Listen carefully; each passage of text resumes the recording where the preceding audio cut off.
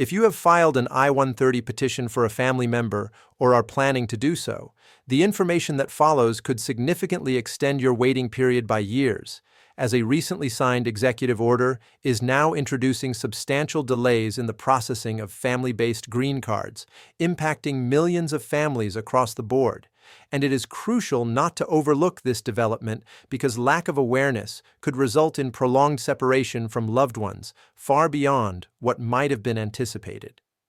Welcome to VisaPulse USA, your reliable source for the most current developments in United States immigration matters, including visas, green cards, and various policy shifts that influence individuals seeking to reunite with their families or establish their lives in America. And if this is your first time here, please consider subscribing and enabling notifications to ensure you receive all essential updates that could affect your immigration path. Today, we are addressing a highly urgent and troubling issue, namely a new executive order that has been issued, which is profoundly affecting family-based immigration, particularly the I-130 petition process for green cards, and this is touching the lives of millions who are attempting to bring their spouses, children, parents, and siblings to the United States. So let us examine in detail what is occurring, the reasons behind it, and the key facts you need to be aware of. Before delving into the particulars of this new executive order, it is important to clarify what the I-130 petition entails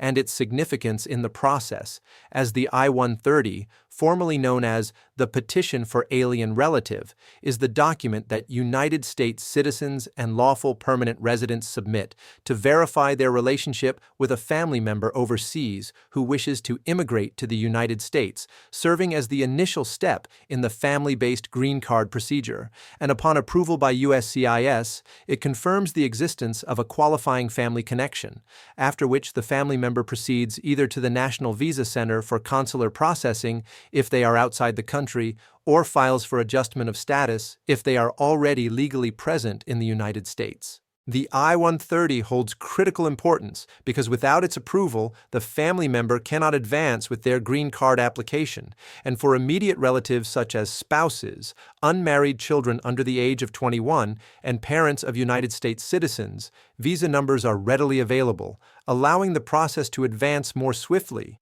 Whereas for other family preference categories including married children, siblings, and relatives of green card holders, there are yearly numerical restrictions that lead to backlogs, yet the I-130 approval remains the vital foundational step. Now, turning to the content of this new executive order and the reasons it is generating such extensive delays, the executive order, which was signed not long ago and took effect right away, implements a series of new stipulations and protocols for handling family-based immigration petitions, with the declared objective being to bolster security screenings, curb fraud, and guarantee that only genuine family ties lead to green cards. But in practice, this is causing processing times to surge dramatically, resulting in families encountering delays that are without precedent. The order requires intensified background checks for both the petitioners and the beneficiaries, demands extra documentation to substantiate the authenticity of family relationships,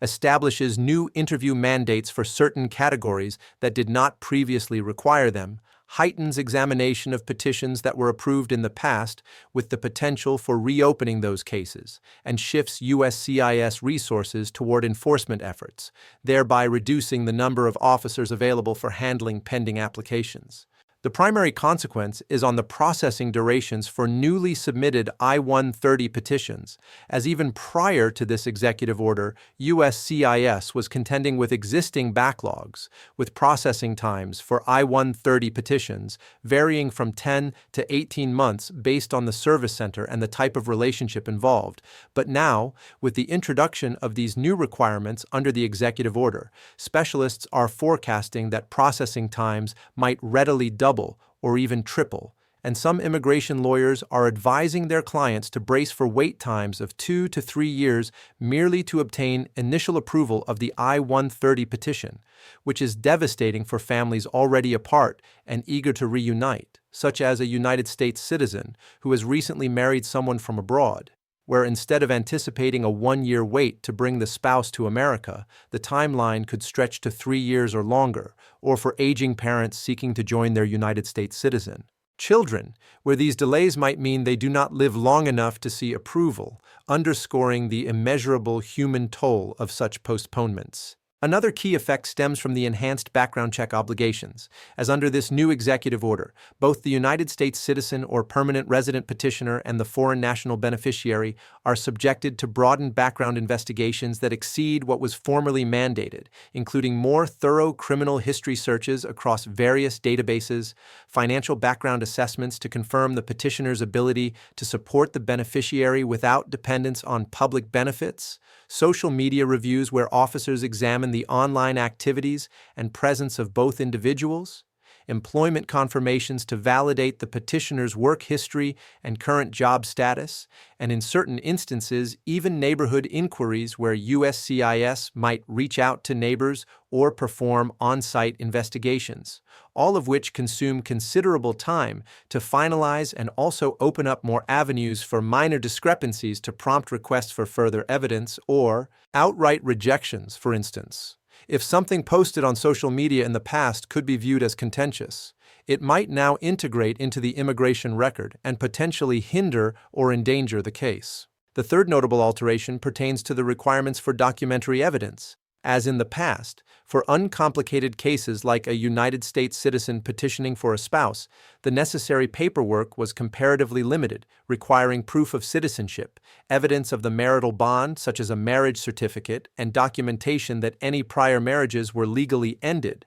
But now, pursuant to the new executive order, USCIS is insisting on far more comprehensive documentation for spousal petitions, necessitating detailed proof of a bona fide marriage, which includes statements from joint bank accounts, joint lease or mortgage papers, joint utility bills, insurance policies naming both spouses, photographs of the couple together over the course of the relationship accompanied by thorough descriptions, affidavits from friends and family vouching for the relationship, travel records indicating joint trips, and even logs of communications like emails, texts, and phone calls, while for parent-child relationships, DNA testing may be required if there is any doubt regarding the biological link. And for sibling petitions, extensive records such as birth certificates and other documents to prove the sibling connection are needed, and assembling all this material requires time, with many individuals lacking immediate access to such documents,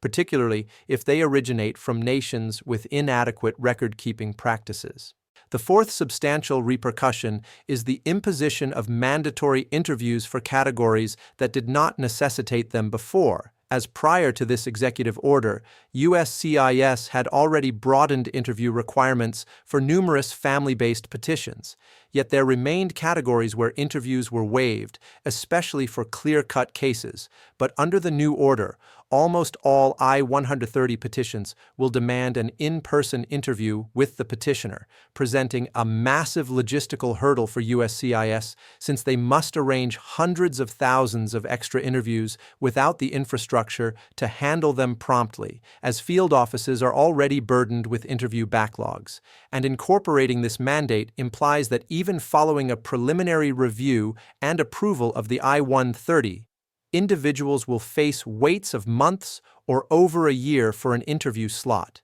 during which officers will pose in-depth questions about the relationship, the family member's history, intentions, and will meticulously inspect every element of the petition, with any inconsistencies or warning signs possibly leading to requests for more evidence or denials. The fifth worrisome feature of this executive order is the allowance for USCIS to reopen and reassess previously approved I-130 petitions, which is especially disconcerting because it instills uncertainty for those who believed their cases were resolved, such as if an I-130 was approved years earlier and the family member is in the preference category Q awaiting visa availability. USCIS can now revisit the case and apply the new intensified scrutiny criteria, and if they identify anything deemed problematic, they can withdraw the approval, meaning families who have patiently waited for years under the assumption of having an approved petition merely needing visa availability could abruptly find themselves starting over with a revoked petition, and this backward application of novel standards is unparalleled and has raised serious alarms among immigration advocates regarding due process and equity. The sixth consequence ties into the public charge rule and financial stipulations, as although the public charge rule has undergone multiple revisions in recent years, this new executive order effectively revives and fortifies the most stringent iteration, requiring petitioners to demonstrate through detailed financial records that they can sustain their family members at a threshold well above the poverty guidelines, where the prior benchmark was 125% of the federal poverty guidelines, but the new order essentially elevates this via stricter evaluation of the petitioner's fiscal circumstances, with USCIS now scrutinizing the petitioner's credit history, debt-to-income ratio, employment consistency, and general financial well-being more rigorously, and if there is notable debt, subpar credit, or erratic employment, a joint sponsor may be mandated even if the income nominally satisfies the guidelines, and securing a suitable joint sponsor, willing to assume the legal duty to support the family member is frequently challenging, thereby erecting further obstacles for numerous families. The seventh primary concern is the differential effects on various family preference categories, as immediate relatives of United States citizens, encompassing spouses, unmarried children under 21, and parents, are exempt from numerical caps. So in theory, once the I-130 is approved and processing concludes, they can secure their green cards comparatively quickly. Yet even these immediate relative cases are now subjected to the same heightened scrutiny and postponements, while for family preference categories, the predicament is more severe, with the F1 category for unmarried adult children of United States citizens, F2A for spouses and children of green card holders, F2B for unmarried adult children of green card holders, F3 for married children of United States citizens, and F4 for siblings of United States citizens, all facing annual numerical constraints, where individuals in these groups were already enduring wait times of several years to more than a decade contingent on their country of origin, but now, not only are they awaiting visa numbers, but the I-130 petition approval itself is extending to years. So, for someone from the Philippines or Mexico petitioning for a sibling, the aggregate wait from filing the I-130 to receiving a green card could now surpass 25 or even 30 years, spanning an entire generation. The eighth impact involves the economic burden on families, as the prolonged processing times and supplementary requirements translate to families incurring substantially higher costs in the immigration process, with attorney fees rising due to the increased workload and documentation involved, multiple visits to USCIS offices for interviews and biometrics adding expenses, the necessity for additional proof like DNA tests, certified translations, and notarized affidavits all entailing costs, many families also opting for expedited document services or couriers to deliver materials to USCIS swiftly, and for families where the petitioner is in the United States and the beneficiary abroad, the prolonged separation necessitates ongoing expenses for two households, with some families compelled to undertake international travel multiple times to visit one another, which is costly, and the psychological and emotional strains of extended separation are profound, though not quantifiable. The ninth issue is the interplay of this executive order with other immigration enforcement focuses, as the order explicitly instructs USCIS to prioritize enforcement and fraud identification activities, meaning officers typically assigned to routine family petitions are reassigned to probe potential fraud, perform compliance audits, and seek revocations of prior approvals. And while preventing fraud is undoubtedly vital, the overwhelming majority of family-based petitions are valid, so the outcome of this shift is that legitimate families striving to reunite are suffering extensive delays because resources are diverted from standard processing, and there is apprehension that the amplified focus on detecting fraud fosters a presumption of guilt, with officers viewing every case suspiciously rather than efficiently handling genuine petitions. The 10th significant problem is the absence of transparency and explicit guidance, as when this executive order was announced and enacted, there was minimal clear direction offered to immigration attorneys, petitioners, or applicants regarding the precise new requirements, and USCIS has applied the order unevenly across different field offices and service centers, with some offices requiring vast additional documentation while others proceed more routinely, some officers arranging interviews and others not.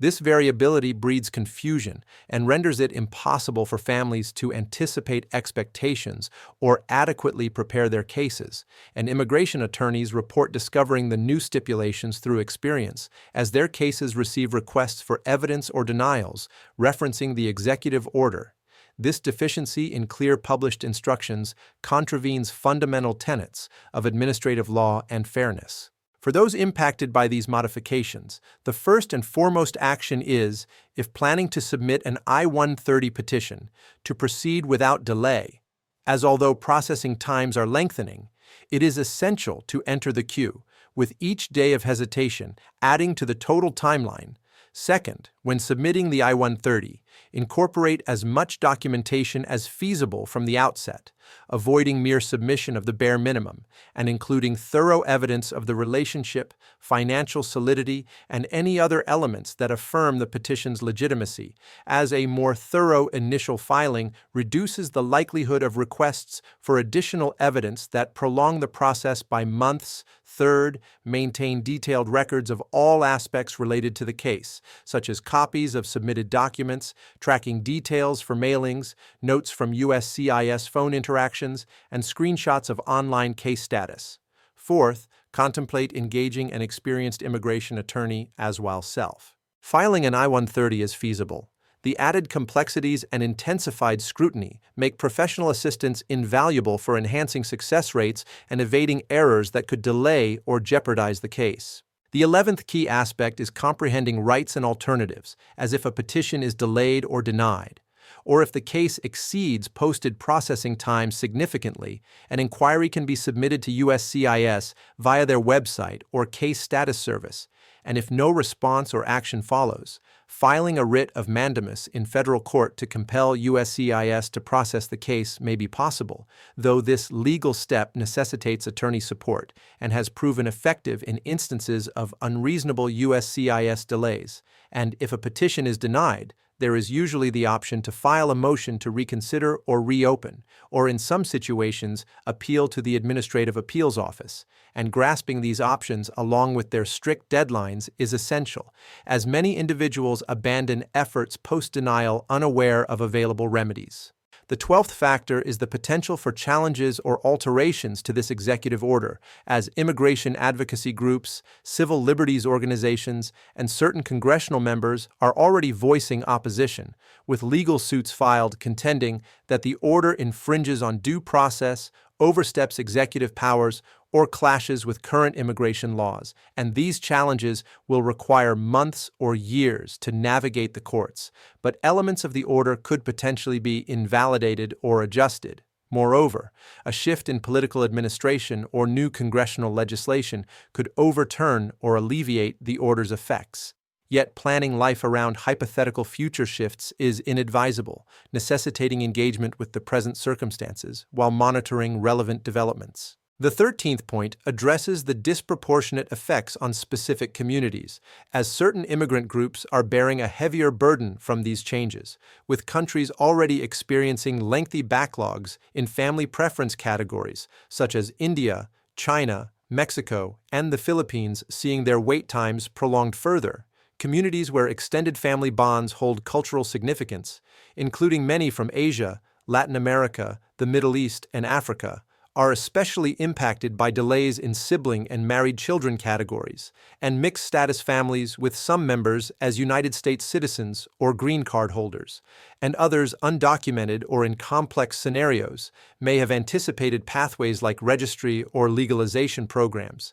but now observe even legal routes becoming less viable. The 14th consideration is the broader repercussions on the United States economy and society, as family-based immigration has long been a fundamental element of the American immigration framework, grounded in the belief that preserving family unity and enabling individuals to construct lives with loved ones is not only compassionate but also advantageous for society, with immigrants who reunite with family becoming more stable, economically contributive, and assimilated into communities. But when family reunification is obstructed or markedly delayed, it engenders economic difficulties, mental health challenges, and social unrest, such as children maturing without parents, elderly parents unable to join offspring for care in later years, spouses compelled to sustain long-distance relationships over extended periods, and these are tangible human outcomes that extend through communities.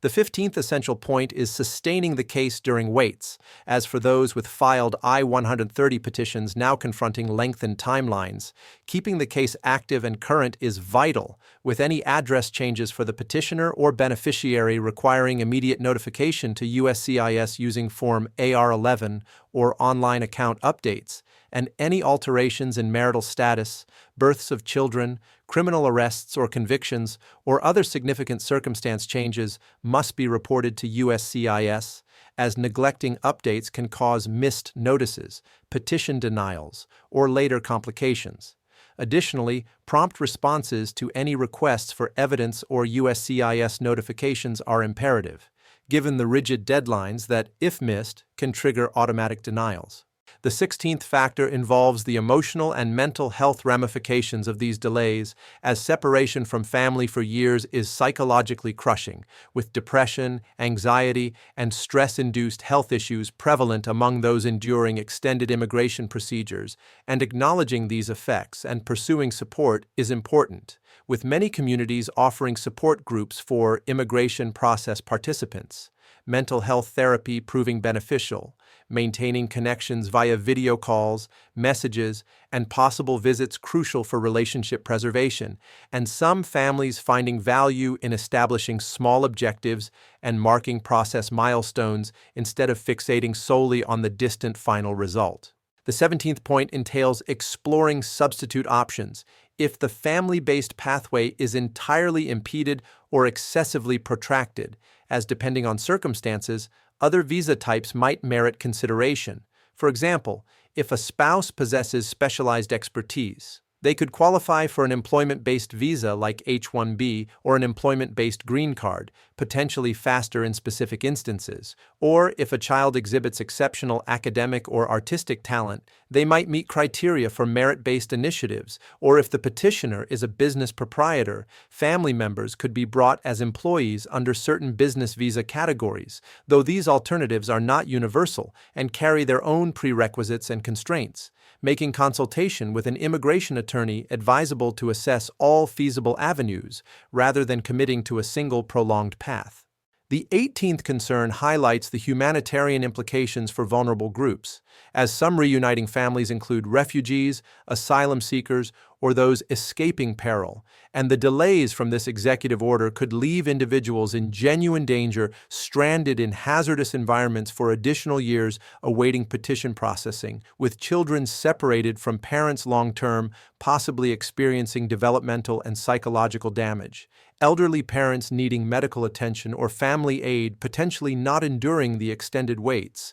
and the executive order lacking apparent special measures or accelerated processing for humanitarian cases, which is especially disturbing. The 19th aspect differentiates impacts on adjustment of status versus consular processing cases, as if the family member is legally in the United States and can apply for adjustment of status post I-130 approval, they benefit from physical presence in the country during processing, though they may be restricted from working or traveling without employment authorization and advance parole. Whereas if abroad undergoing consular processing, they remain in their home nation, prolonging separation. And in some scenarios, consular processing might proceed quicker than adjustment of status, but this varies based on workload at the particular United States Embassy or consulate and the duration to secure an interview after I-130 approval. The 20th and concluding major element is the necessity of remaining informed and involved,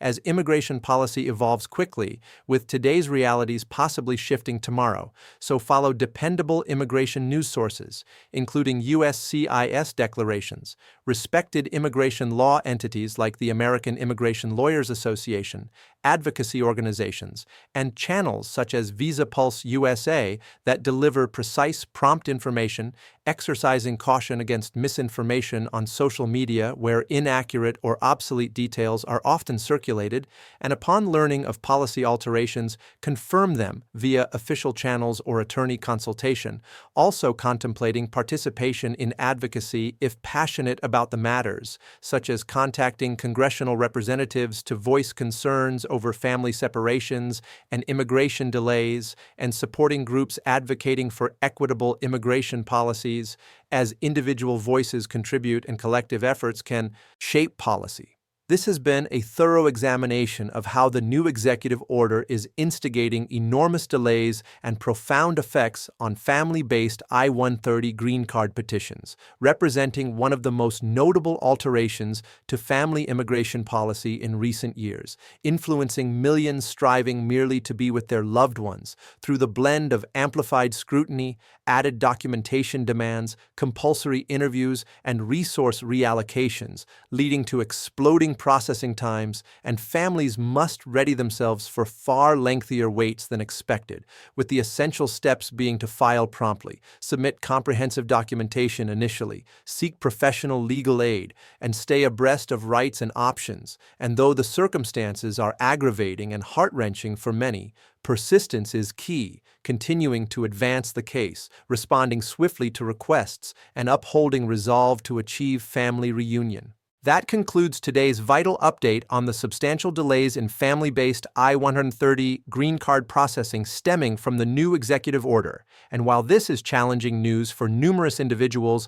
awareness empowers planning and appropriate actions to safeguard cases. So if this content has been useful, please like and share it with those navigating or intending to embark on the family-based immigration process or filing an I-130 petition, as this knowledge is vital to disseminate, and if not yet subscribed to VisaPulse USA, do so now and activate notifications to avoid missing crucial updates on visas, green cards, and immigration policy evolutions. Feel free to post questions, personal stories, or worries in the comments, and efforts will be made to reply and offer direction, remembering that you are not isolated in this endeavor, with an entire community facing akin trials. Thank you for your attention. Remain resilient and optimistic, and look forward to the next update with further significant immigration insights.